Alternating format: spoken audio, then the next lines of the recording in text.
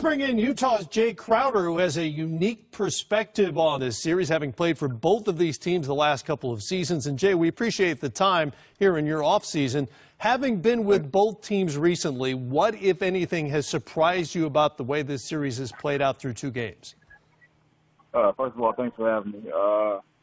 But, I just think Boston has did a great job of all series protect home court and take care of what they have to take care of at home and play with a lot of energy and be the aggressor from game 1 on to game 2. Hey, Jay, Greg Anthony here. First and foremost, congrats on finding a home in Utah and all the success you guys had with the Jazz this year. It was a lot of fun to watch. And you talked about that familiarity you have with both of these teams. Do you get a sense that that win that Boston had in Philly is going to give them what's necessary to be able to win on the road in this series, because you know about the struggles they had against the Bucks in round 1? Right. Yeah, to be honest with you, I think at some point you got to expect that those guys are going to get some games to go their way on the road. They've been playing pretty good basketball throughout the whole playoffs, so I can only imagine they're eager to get some wins on the road, and it's a good opportunity to get it with no pressure on you going up 2-0 on someone else's home court. So I think they're capable. I think that game in Philly really helped them out a little bit, but they're yet to do so. But I think they're definitely capable of getting the job done on the road tonight. Jay, this is Brendan Haywood here. You obviously know that Cleveland Cavaliers locker room right now. What do you think the thought process is going through these guys' minds, and what do you think they have to do differently to get back into this series? Because they've obviously struggled from a defensive standpoint. Some of the role players have had a hard time getting involved in this series, and you can speak to that because you were a role player in Cleveland and you had some adjusting to do yourself. Right, yeah, it's not easy, but I guarantee those guys in the locker room are feeling like do or die. Preaching that this is a do-or-die game, must-win game for them. I expect those guys to come out with a lot of energy and play better on both ends of the court. And hopefully their defense can get them going, and the defense will get those guys going on the offensive end and make it a lot easier on those guys to have a flow to their game throughout the whole game, game 3. Jay, we wind up giving so much credit or placing so much blame on the role guys with Cleveland.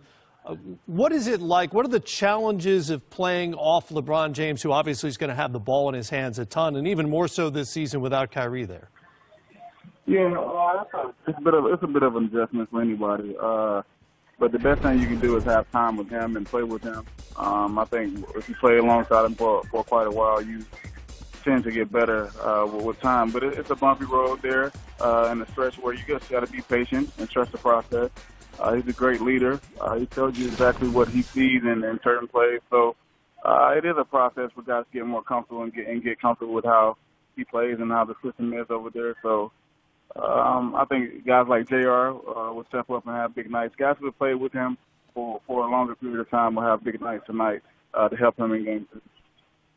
Jay, throughout this playoffs, everybody is raved about how the Boston Celtics have been able to win without their 2 best players, giving Brad Stevens a lot of credit. You obviously know him well. What makes him such a great young coach in this league, and what makes him able to adapt and change and make moves on the fly and look so well and look so good out there?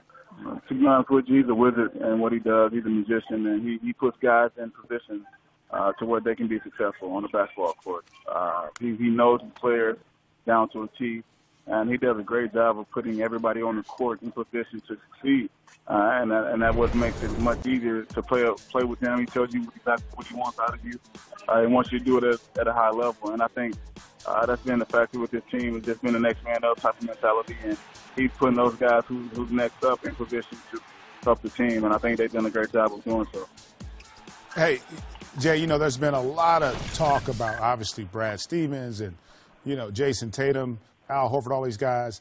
Do you? I don't get a sense that people appreciate just how good Jaylen Brown has become. And you were there the first half of the his rookie season where he didn't get that opportunity because he wasn't ready. Just talk about his maturation process and, what you see as being the ceiling for this young man. Well, first of all, he puts his hard hat on each and every day. Puts his hard hat on, and you can respect that as just being a teammate. A guy that you can go to war with each and every night because he works and no one else is around. He works. And it's no coincidence that he became the player that he is and grown into becoming a better player than what he is now. So he puts work in, and the sky's the limit for him as a basketball player and as a leader. So I think Marcus Smart is another guy over there who doesn't get credit for what he does to that team. He makes winning plays night in and night out. He instills that toughness, that winning basketball around that whole locker room. So I think they have great pieces to the puzzle over there. Well, speaking of good young players, you spent the last part of your season with Donovan Mitchell in the Utah Jazz. He's a Rookie of the Year finalist now. What are your impressions? What impressed you most about what Mitchell did as a rookie with Utah? I think he's the Rookie of the Year, hands down, first of all, first and foremost.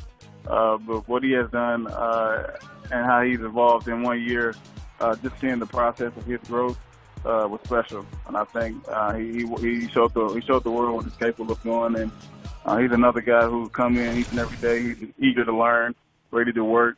So the sky's the limit for him and what his career can be as well. And I'm happy to be a part of it. I'm happy to see him grow and help him on and off the court and be alongside him and play alongside him for years to come.